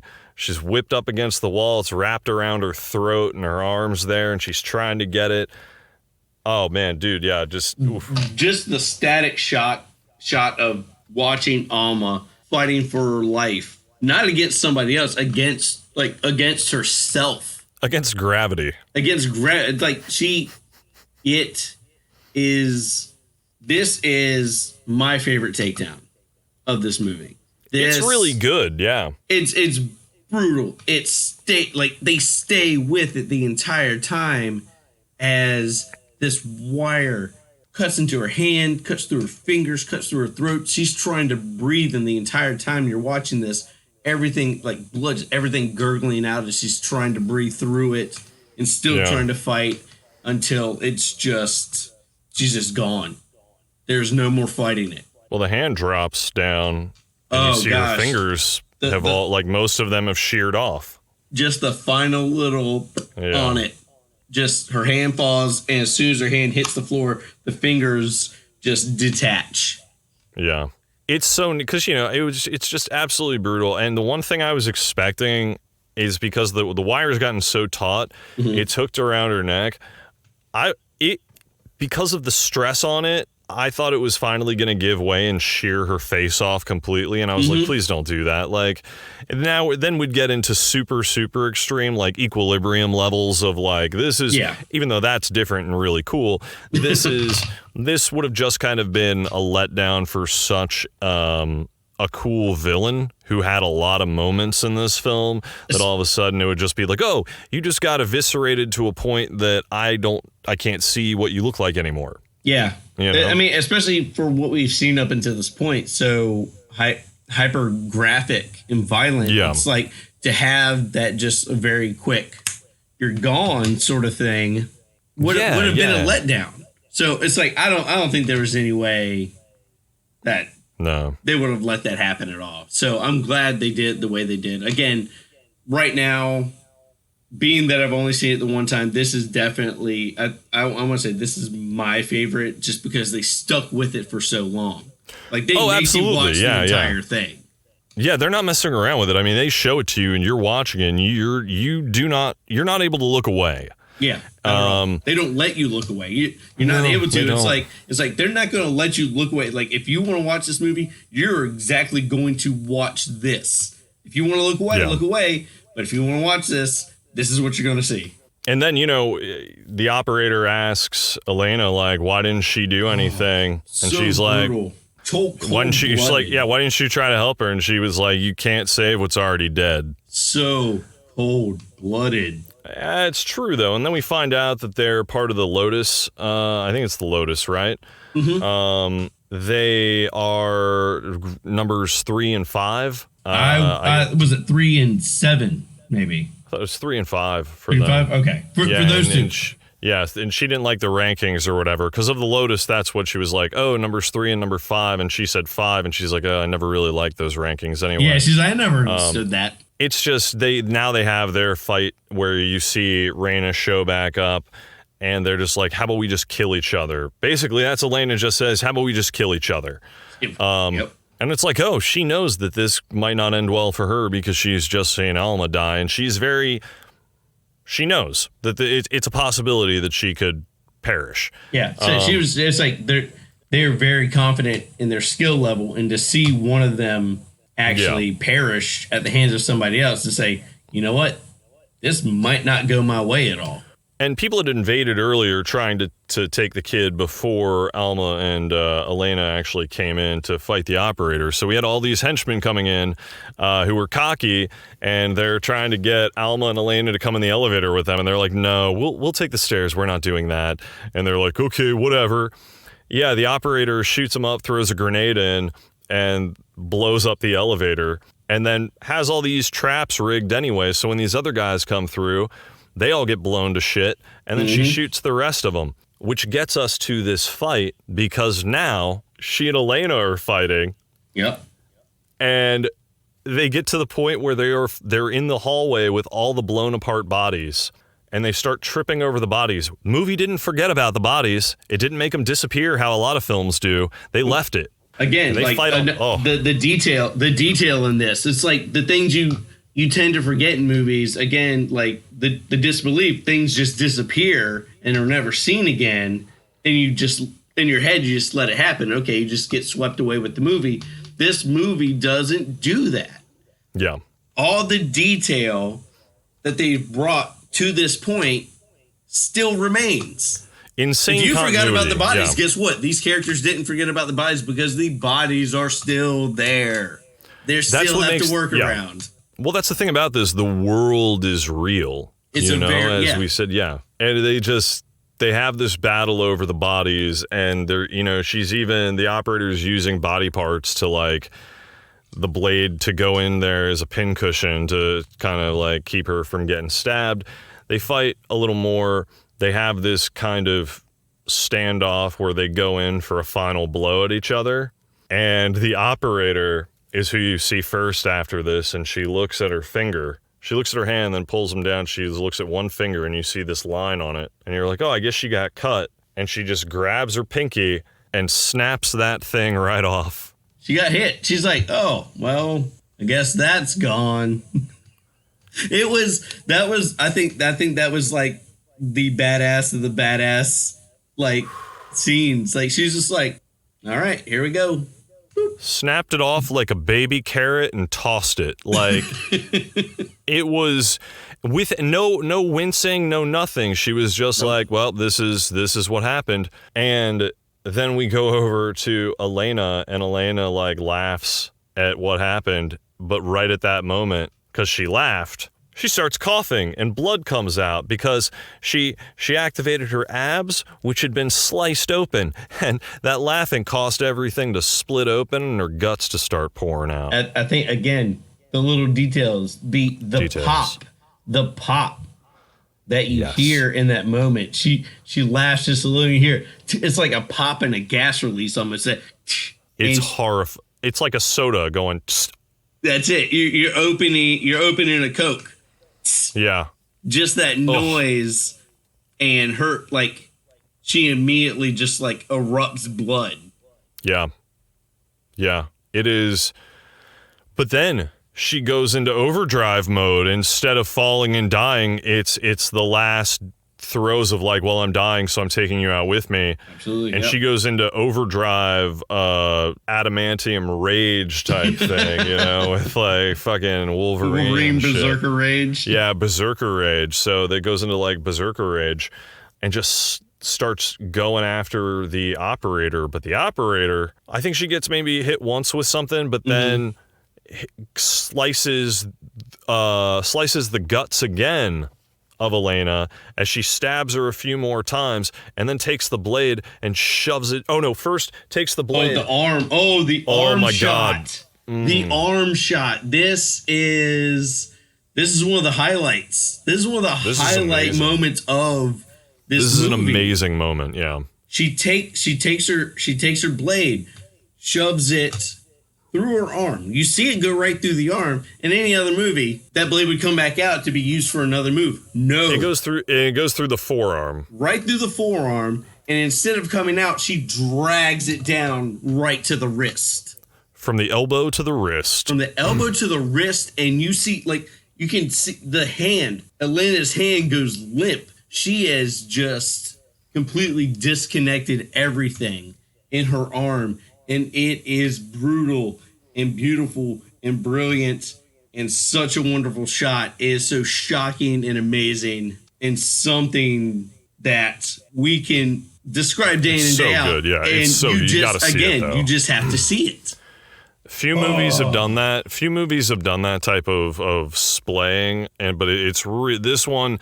This one is, in particular, very brutal.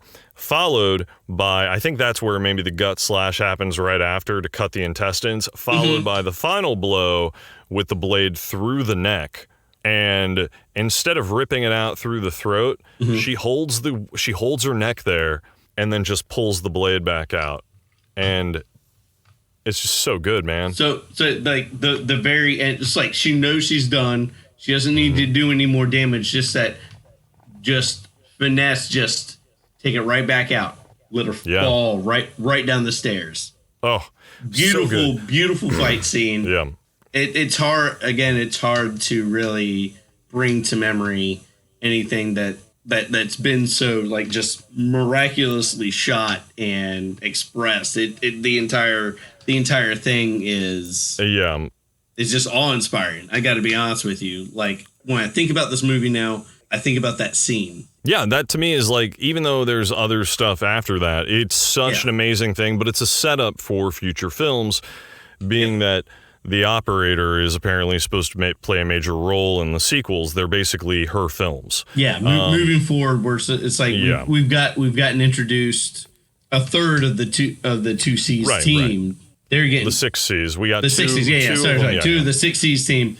It's like we got 2 of them, and moving forward, it's not you don't get these guys anymore. Where we're focusing on is this operator, and we've just seen how important and deadly and efficient she is, and she's the face moving forward. Yeah, so Ito is like the catalyst to cause all of this stuff to bring her into the fray, and then she becomes like our main character, I think, for the sequels.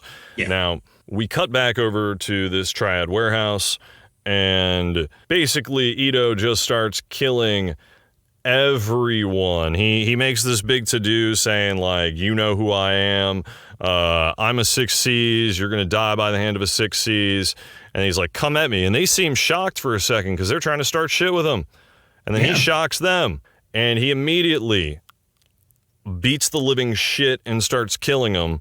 We get pretty quickly into him using a pool ball and smashing someone's face in with one, just like a billiard ball. That's immediate. That's like from get-go. Like, that's like almost his first move. Like, he tangles a guy up, grabs this pool ball, and smashes him in the face like 3 or 4 times, and the guy's face is gone.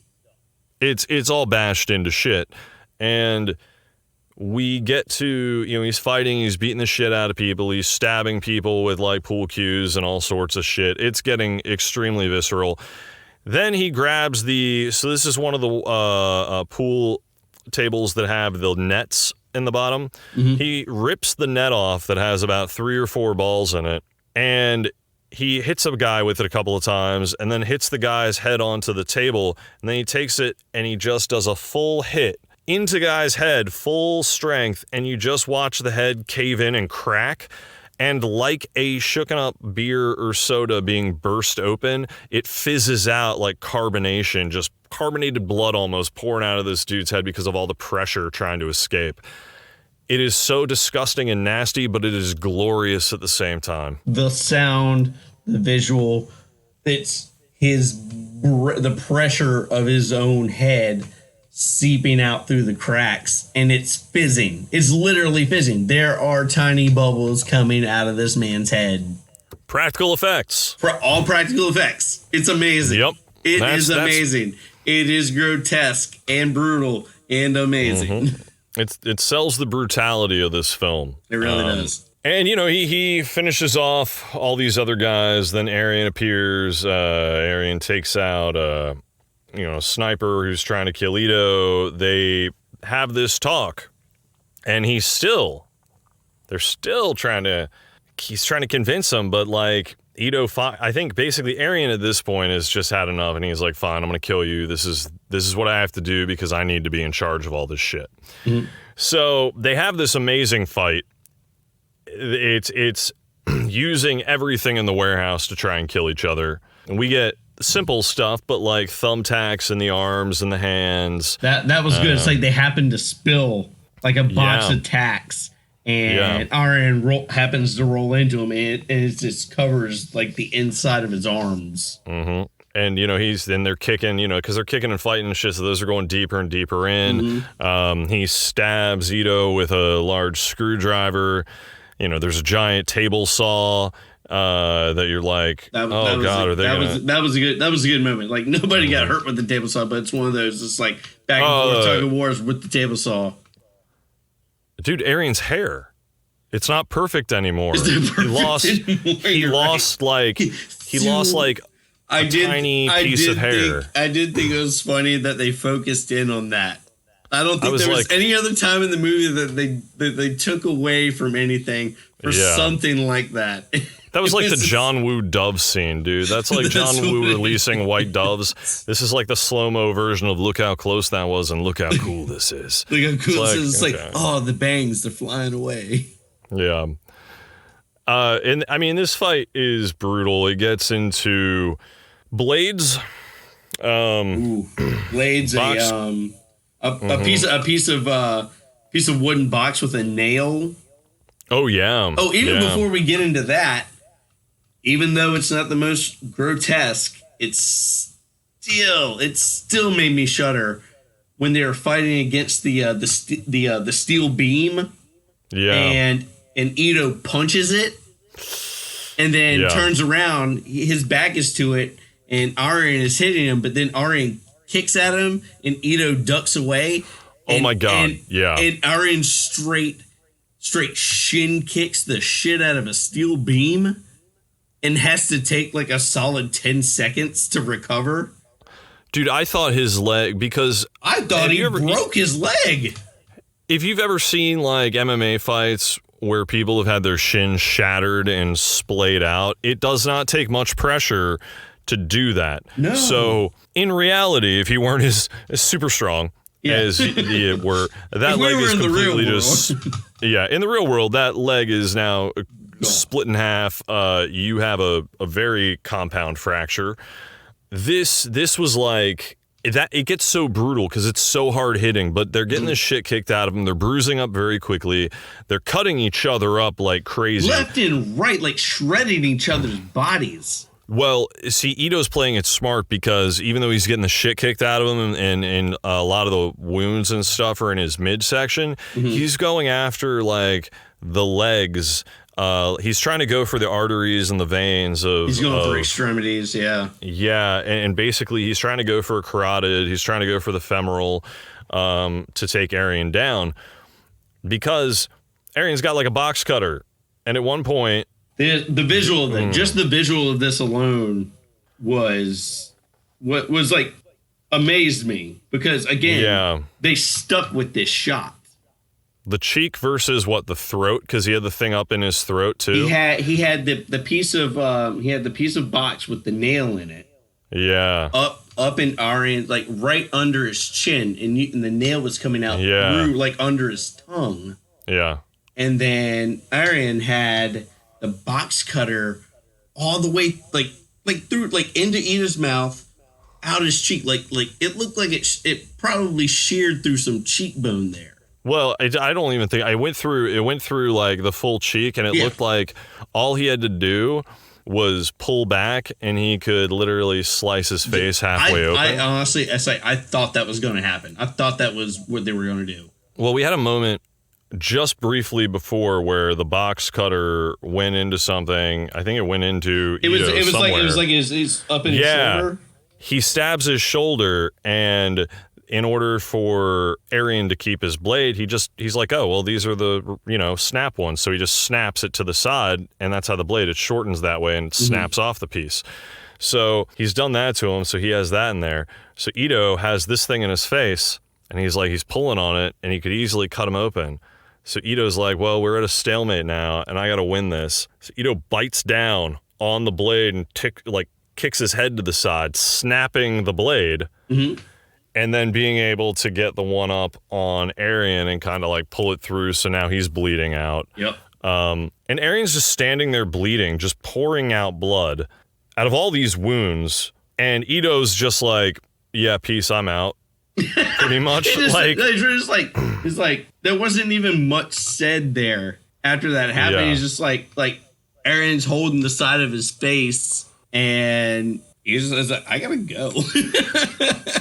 Yeah, it's just like he tries to go, and then Arian is bleeding out horribly, and then Arian tries to like shoot him, but he keeps missing because he's had like nerves and stuff and all sorts of things cut on him. He's bleeding profusely. Mm-hmm. There's no way that the guy is going to be able to shoot straight. No, he's shredded. And he shoots, he misses. Like 4 times he misses. And then at one point, like Ito jumps up, and I don't know if it's because of shock or if he got hit with a ricochet or something. We discussed this briefly before, but I think because of the brutality of this movie, I think one of those shots, I think Durance was like, let it ricochet and hit him, act like it hit you. Yeah. And like I think they had it ricochet and hit him in the side because he kicks over to the other part of the sliding door. So I want to say that he probably took one more hit. Like he was walking away, but it was like, oh, we're not going to let him go that easily and make him take one more hit. See, part of it made me think because that was the one that had the loudest noise, that because he heard the noise, there was a delayed response of jump out of the way. Maybe, and it was like, oh, damn, he's really messed up because he just doesn't care. But does a little bit. It's like instinctual. Sure. But Arian's like trying to take him out. He can't. Chen Wu shows up and Ito leaves. Ito leaves. He's able to walk out the door. Ito is able to get out, limps away. Chen Wu shows up and from a different direction or whatever, talks shit to Arian, and Arian aims the gun up at him and pulls the trigger, and guess what? He's out of bullets. So I want to say just for that split second, it looked like Chen Wu was surprised a little bit. Yeah. He pulled the trigger and there was no rounds in it, so it clicked. But Chen Wu was like, oh, he was going to, I could have just died. Obviously, man. The guy just put a gun, and then when it doesn't go off, it's like, oh, shit, he really did pull the trigger on that. Yep. I'm glad that was empty, and he did not have any bullets in it. But then proceeds to have 6 people who are led by Arian's former assistant. Yep. Which is crazy. You see this dude briefly in the beginning, and now he's the lead. Mm-hmm. They shoot Arian, they light him up, and then Arian's assistant is the one who walks up to him at the end and puts the final bullet in him. And you're like, wow, they will really just turn on each other to get ahead, and that's how this movie is. At this point, the operator brings Reina to Ito, and the operator leaves. Ito puts Reina on this ship, this departing ship. We just see her leave. Yeah, he yells at her. It's straight pulls the whole yellow dog. And it's like, get out of here. You can't be here. I don't even want you here. You don't even hear it. Yeah. They've muted the dialogue. You just see him yelling at her, and she runs away crying, and then she's on a ship waving to him. He waves back. What is it? Isn't it what Far From Home? The Adventures of Yellow Dog. The Adventures of Yellow Dog. Oh my god! And his part, his goal is done. Right, exactly. He to him, that was all he needed to do because he has one final thing to take care of. Yep. And that is to get in his car, and he sees Chen Wu and the Triad. More Triad henchmen are there, and they're all coming at him. Brought 20 guys. Yeah, he brought a lot of guys. More dudes on top of other ones who are probably all over the warehouse still. Sure. So Ito is such a badass scene because the music just really starts to go during this, and you get Ito driving, and he just grins, and he's taking the car, and he just is driving as fast as he can as they start shooting at him, and he just gets this look of just mania, this maniacal look in his eyes. The looks this man gets on his face when he gets charged up, so good. It's scary. It is genuinely terrifying. Yeah, just the looks he can get on his face. Joe Taslim, he has he can look so nice and just be so, because I've seen him in interviews and stuff, and I'm like, this guy is so nice. And then you see him in movies where he plays the bad guy or can be like an asshole, and you're like, man, this guy turns it on and just goes full. It's like Christopher Walken going from nice to crazy in like 2.3 seconds. This guy can do that, just his eyes are so intense. But he's like raging out as he's barreling this car towards them, and they're shooting at him. And you think like, oh, he's going to get taken out and they're going to cut the film. No, you forget these are reinforced cars because these guys know what could happen to them. Yeah. That windshield does not give up. Not till, I mean, it does, because you see it start to... until like the point of no return. He's way too close. Yeah, the point of no return, it finally gives out. It's like, there's no way he's stopping. Even if they shoot him through that hole and he's dead, that car's momentum is not stopping at those people. And that's what's amazing, because it's barreling towards Chen-Wu and the henchmen. It's barreling towards one of the other of the 6 Cs. You know, because you're seeing how much blood is pouring out of Ito. His bullets are now starting to get into the car, and he has this look, and the music swells up, and it gets super intense. And then right as it's about to hit all the henchmen, we go right to a close-up of his face, and boom. Boom.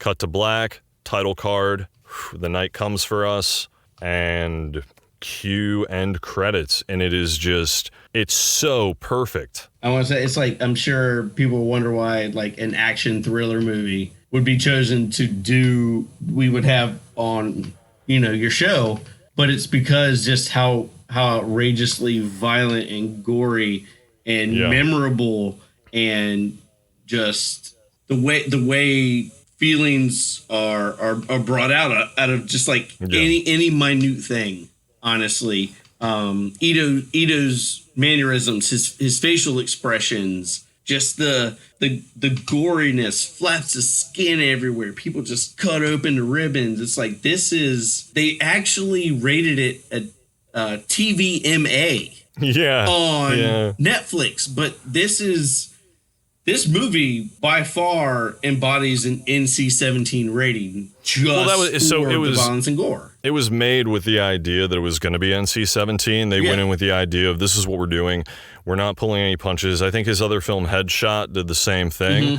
Where it was like, they knew that this was going to be NC-17 violence-wise, and we're like, nope, this is what we're doing. Yep. So he wasn't about to let up. It's like, this is what we're shooting for. No, and it got picked up by Netflix so quickly after it went to a festival. Yep. And then within like a week after the trailer was shown, it was up on Netflix. Like, I didn't know it had been out for 2 years. I kind of briefly heard about it, and I was like, okay, it's not the Raid 3, but then everyone else is like, this movie's like the Raid 3, and I'm like, once I saw it, I'm like, oh, it is, and then I found out it's part of a trilogy of something completely different, and I'm like, it is, but it isn't, but it's still amazing. Absolutely amazing. Hands down, 100% recommend. Whoever listens to this, like, watch it. I know we're saying that already seen it. Yeah, hopefully you've already seen it and can identify with what we've brought here. But it's one of those things you have to see to believe. We can sit here and describe it to you all day, but it's a magic all its own, and 100%. I don't think I could give a higher recommendation for watching this movie. Yeah, me either. I mean, this is definitely like in the top, one of the top films that I've seen. Action wise, it's so good. It's so visceral. It feels like a horror movie because the tension is there, and when the tension is that palpable, and this is an action thriller, you delve into horror territory because you're not just dealing with a shoot 'em up. You're not just dealing with gun violence. You're dealing with like very close combat, very gory, visceral, violent stuff. So yeah, I mean, this is a total recommend for me. Definitely watch it immediately. You gotta watch it. 5 stars. Would date again. Exactly. Total recommend. You should see it. But I'd like to thank you, Jeremy, for coming on the podcast again. Like, this was a blast having you on and talking about this. Rob, thank you very much. I'm always excited to talk with you about anything horror, and I was so happy that you messaged me immediately. It was like, we need to do this now. I was very excited, so I appreciate the opportunity to come back on and discuss this with you. Well, that'll do it for us this week on Oh the Horror.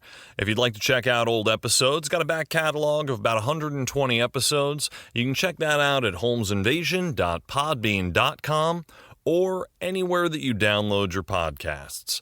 And if you'd like to follow me on social media, you can follow my handle at holmesinvasion and at Oh the Horrorcast. Until next time, I'm Rob Holmes, and this has been Oh the Horror. Look at me, Damien. It's all for you. Come, it is time to keep your appointment with the Wicker Man. When there's no more room